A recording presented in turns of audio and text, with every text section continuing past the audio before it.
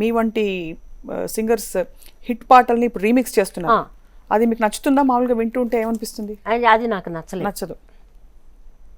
వాళ్ళు చేసుకొనివ్వండి, ఇంకొక రీటేక్ చేసుకుని మళ్ళీ వాళ్ళు పాడదగినంత వరకు చేసుకుంటే ఎంతో మనం అది బాగుందని మనం సంతోషపడతాం. కానీ మళ్ళీ ఆ బీట్స్ కావాలని ఆ రీమిక్స్ చేస్తే అది ఏం బాగుంటుంది? బ్యూటీ పోతుందంటారు. ఎందువల్ల? ఇప్పుడు మీరు కొన్ని పాటలు ఏమైనా విన్నారా? మీ రీమిక్స్ పాటలు ఏమైనా? నా మావని విన్నా, నచ్చలేదు. నాకు నచ్చలే. పాట కాకుండా జమునారాణి గారు మీరు ఏం చేస్తూ ఉండేవారు చిన్నప్పుడు? ఎక్కువగా మీకు ఇంకేమైనా హాబీస్? భరతనాట్యం కొంత నేర్చుకుని మానేశాను. ఎక్కువ పుస్తకాలు చదువుతాను. పుస్తకాలు చదవబట్టే కొంచెం బుద్ధి బలం పెంచుకున్నాను. జీవితంలో ఎలా ఉండాలి, ఎలా నడుచుకోవాలి, ఏ అడుగు వెయ్యాలి, అడుగు ముందుకు వేస్తే ఎలా ఉంటుంది మన జీవితాలు, ఆ వేయడం ఎంత జాగ్రత్తగా వెయ్యాలి, ఇవన్నీ నేను నేర్చుకుంది మా తల్లి నేర్పించో నా వాళ్ళు నేర్పించో కాదు, నేను పుస్తకాలు చదివి. మీకు మీరే బాస్ అవ్వాలనుకున్నారు? మీకు ఇంకో బాస్ ఎందుకు? నా చేతిలో డబ్బులు ఉన్నాయి, నాకు కొన్ని సంపాదించుకున్నాను, ఆనందంగా గడుపుతున్నాను, నన్ను చూసుకునేదని మనుషులు ఉన్నారు, ఇంకా అంతకంటే ఇంకేం కావాలి?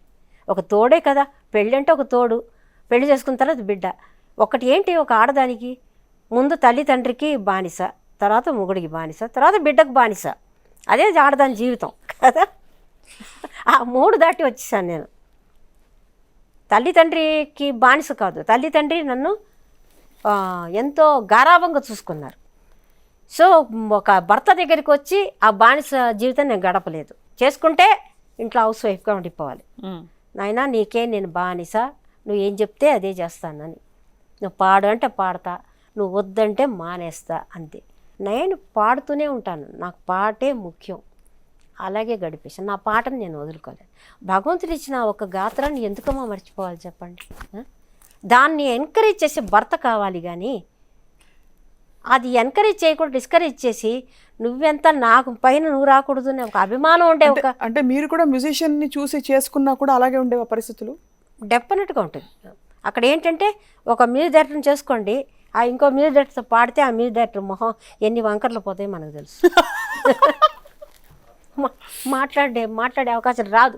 అవకాశం వస్తే దాన్ని తగ్గించుకోవాలి. అతను మాట్లాడుతున్నాడంటే ఇలా పెట్టుకుని ఏమండి సరేనండి ఇలా మాట్లాడాలి అంతే. ఇలా నవ్వుతూ మాట్లాడితే బాలసరసి గారు చెప్పారు చూడండి, నా భర్త నువ్వు ఇంకా వెళ్ళొద్దని. అదే ఇండస్ట్రీ చెప్తున్నాను కదా, ఇండస్ట్రీలో ఉన్నవాళ్లే, అన్నీ తెలిసిన వాళ్లే దాన్ని ఎంకరేజ్ చేయలేదు ఆ రోజుల్లో. సాక్షి టీవీ ప్రసారాలను నిలిపివేయడం చట్టరీత్యా నేరం. సాక్షి టీవీ ప్రసారాల కోసం మీ స్థానిక కేబుల్ ఆపరేటర్ని వెంటనే సంప్రదించండి. డిటిహెచ్లో, ఇంటర్నెట్లో కూడా సాక్షి టీవీ ప్రసారాలను వీక్షించవచ్చు.